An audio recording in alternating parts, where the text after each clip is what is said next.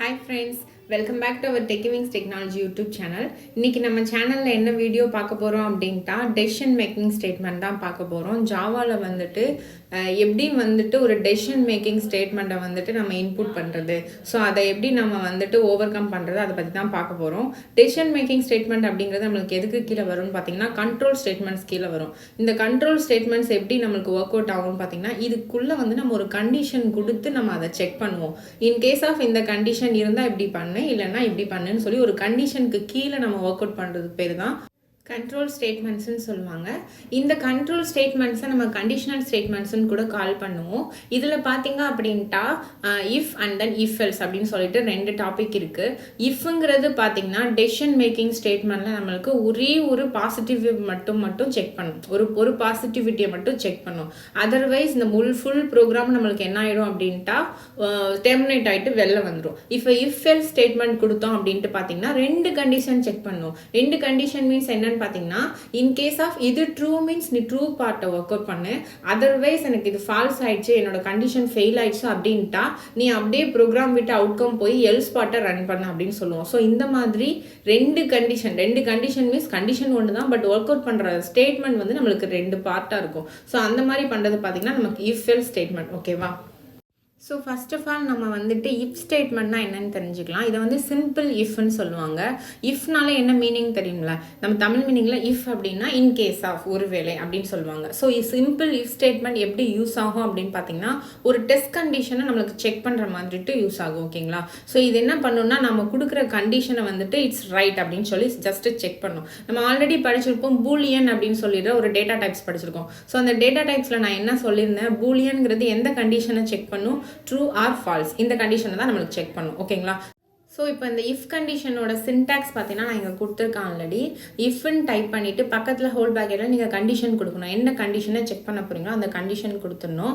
And then அதோட open கேலிப்ரேஸ் close கேலிப்ரேஸ் நீங்கள் என்ன பண்ணிக்கணும்னா எக்ஸிக்யூட் பண்ணுற ஸ்டேட்மெண்ட் பார்ட்டை நீங்கள் அதில் பிரிண்ட் பண்ணணும். ஓகேவா? ஸோ இப்போ இந்த ஃபிகர் அவுட்டில் பார்த்தீங்கன்னா நான் கண்டிஷன் கொடுத்துருக்கேன். கண்டிஷன் கொடுத்துட்டு அது வந்து ட்ரூவாக இருந்ததுன்னா என்னோட பார்ட் வந்து எக்ஸிக்யூஷன் பார்ட் ரன் ஆகணும். அதர்வைஸ் ஹோல் ப்ரோக்ராமும் எனக்கு என்ன ஆகிடும், டெர்மினேட் ஆகிடும்னா என்ன மீனிங், நம்மளுக்கு அவுட்புட்டே வராது. ஸோ இதுதான் இஃப் கண்டிஷனோட ப்ராசஸ். அண்ட் தென் நம்ம பார்க்க போகிறது என்னென்னு பார்த்தீங்கன்னா if else statement. If else ஸ்டேட்மெண்ட்னா என்னென்னு பார்த்தீங்கன்னா இதுவும் பார்த்தீங்கன்னா ஒரு சிங்கிள் கண்டிஷனுக்கு தான் ஒர்க் ஆகும். பட் இன்கேஸ் ஆஃப் இது இருந்துட்டா இதை பிரிண்ட் பண்ண, அதர்வைஸ் அப்படிங்கிற இன்னொரு ஆப்ஷனையும் கொடுத்து எல்ஸ் பார்ட்டையும் நம்ம கொடுக்குறோம். இஃப் கண்டிஷனில் என்ன பண்ணிட்டோம், இது இருந்துட்டா இதை மட்டும்தான் பிரிண்ட் பண்ணணும். தட் மீன்ஸ் பாசிட்டிவிட்டி இருந்தால் பாசிட்டிவ் மட்டும்தான் பிரிண்ட் பண்ணணும்னு ஒரே ஒரு பார்ட் மட்டும் தான் கொடுப்போம். ஆனால் இஃப் எல்ஸ் ஸ்டேட்மெண்ட்டில் நீங்கள் என்ன பண்ணுவீங்க அப்படின்ட்டா கண்டிஷன் ஒன்றை கொடுத்துட்டு ரெண்டு ஸ்டேட்மெண்ட் பார்ட்டு கொடுப்பீங்க.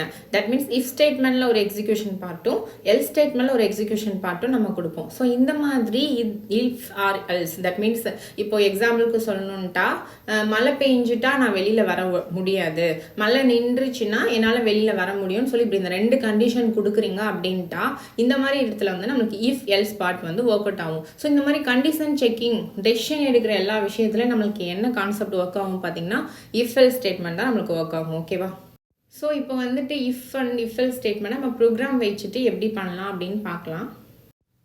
ஸோ இப்போ பார்த்தீங்கன்னா நான் ஒரு கிளாஸ் க்ரியேட் பண்ணி மெயின் மெத்தட் பண்ணியிருக்கேன். ஸோ இப்போ நான் இங்கே என்ன பண்ண போகிறேன் அப்படின்ட்டா இஃப் கண்டிஷனுக்கு ஒரு பார்ட் எழுத போகிறேன். ஓகேவா? ஸோ இஃப் கண்டிஷனில் நான் ஒரு பார்ட் எழுத போகிறதுக்கு முன்னாடி நான் ஃபஸ்ட்டு வந்து இனிஷியலைஸ் பண்ணணும். என்னோட வேல்யூ வந்துட்டு இன்ட்டு ஏ ஈக்குவல் டு நான் என்ன பண்ண போகிறேன்னா 10ன்னு வச்சுக்கிறேன். ஓகேங்களா? ஸோ இது என்னோட இன்சிலேஷன் பார்ட்.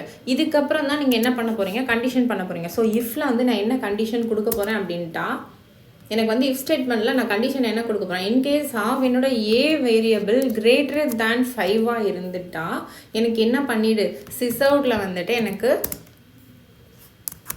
பாஸ்ன்னு பிரிண்ட் பண்ணுன்னு நான் சொல்கிறேன். ஓகேங்களா? ஸோ ஏ கிரேட்டர் தேன் 5ன்னு இருந்தால் எனக்கு சிஸ் அவுட்டில் வந்து பாஸ்ன்னு பிரிண்ட் பண்ணு அப்படின்னு சொல்கிறேன். ஸோ இப்போ நம்மளுக்கு என்ன பிரிண்ட் ஆகும், பாஸுங்கிறது தான் நம்மளுக்கு பிரிண்ட் ஆகும். ஆனால் நான் இங்கே எல்ஸ் பார்ட் கொடுக்கல. இன்கேஸ் ஆஃப் நான் இங்கே வந்துட்டு கண்டிஷனை மாற்றுறேன். இன்கேஸ் ஆஃப் ஏங்கிற variable greater than R equal to 15 இருந்தால் எனக்கு என்ன ஆகும்னு பாருங்கள்.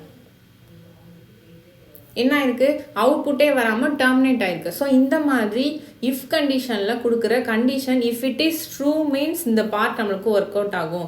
If it is false means ஒன்றுமே இல்லாமல் ஓவரால் ப்ரோக்ராம் நம்மளுக்கு என்ன ஆயிரும் அப்படின்னு பார்த்தீங்கன்னா டெர்மினேட் ஆகிட்டு வெளில வந்துடும். ஸோ இதுக்கப்புறம் நம்ம இஃப் எல்ஸ் ஸ்டேட்மெண்ட் பார்க்கலாம். இப்போ இதிலே பார்த்தீங்கன்னா நான் என்ன பண்ண போகிறேன்னா இஃப் எல்ஸ் ஸ்டேட்மெண்ட் நான் கிரியேட் பண்ண போகிறேன். ஓகேங்களா? ஸோ கண்டிஷன் ஆல்சோ A = 10ன்னே வச்சுக்கலாம். பட் எல்ஸ் பார்ட் ஆல்சோ நான் கிரியேட் பண்ண போகிறேன்.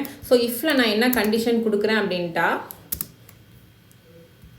என்ன கண்டிஷன் கொடுக்க போகிறேன்னா என்னோட A வேரியபிள் இன்கேஸாக >15 இருந்தால் எனக்கு வந்து பாசிட்டிவ் பிரிண்ட் பண்ணணும். பாசிட்டிவ் மீன்ஸ் தட் மீன்ஸ் பாஸுங்கிறது பிரிண்ட் ஆகணும்.